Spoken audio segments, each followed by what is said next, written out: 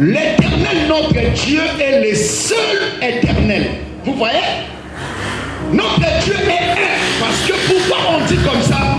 Parce qu'à l'époque où on parle de ces passages, Égypte était une société polythéiste. Cela veut dire qu'ils adoraient beaucoup de dieux. Il y avait le dieu On. C'est celui qui recevait les sacrifices des enfants, des bébés d'autrui. Il y avait le dieu Baal.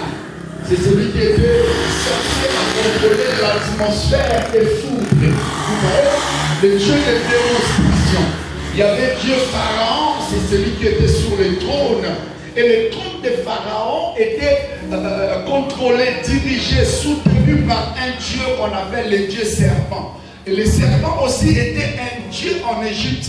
Le fleuve Nil aussi, à son tour, c'était le dieu de fécondité. Vous voyez? Le Dieu qui donnait des enfants. Voilà pourquoi lorsque la fille de Moïse était allée voir Moïse sur le roseau, alors elle a ramassé Moïse parce que le fleuve Nil donnait des enfants aux femmes stériles.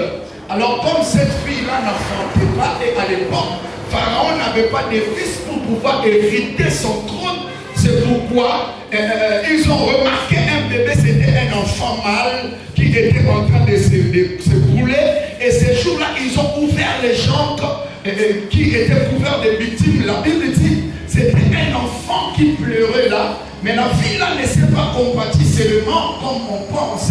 Qu'elle a ramassé le fils parce que le fils pleurait et qu'elle a compati. Non, non. C'est parce que le dieu Nil était le dieu de fécondité. Donc Pharaon cherchait un bébé. Il cherchait un enfant. Mais ce jour-là, il remarque un enfant mâle qui est en train de se brûler. Il dit, c'est un enfant des Hébreux ou c'est le Dieu qui veut donner à Pharaon un enfant. Et c'est ce jour-là qu'ils ont pris Moïse pour aller grandir dans la maison de Pharaon.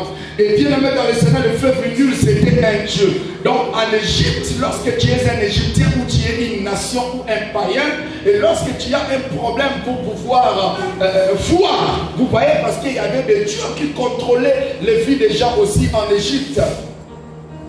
Et bien aimé, si tu veux connaître Sobaïdi Ombongo, donc si on t'a volé l'argent, je m'excuse pour vous, si on t'a volé l'argent, donc en réalité tu peux aller contrôler chez un dieu quelque part.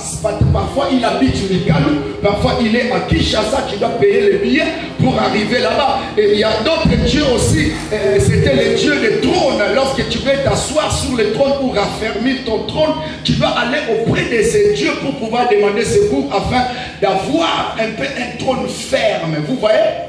Et bien aimé, on doit aller chez le dieu Pharaon ou le dieu serpent. On doit recourir vers lui pour pouvoir obtenir de l'aide.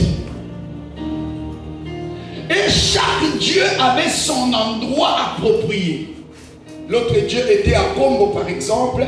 L'autre dieu était à Makaba.